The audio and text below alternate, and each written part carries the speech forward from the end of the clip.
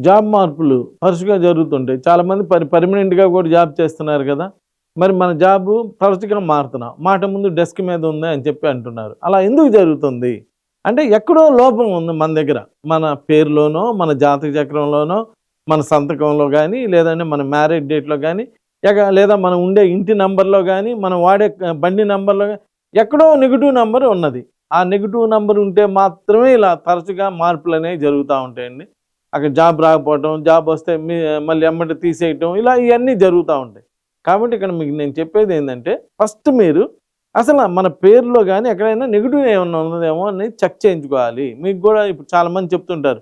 ఒక ఏజ్ దాటిన తర్వాత అన్నీ మాస్టర్ చెకప్ చేయించుకోండి.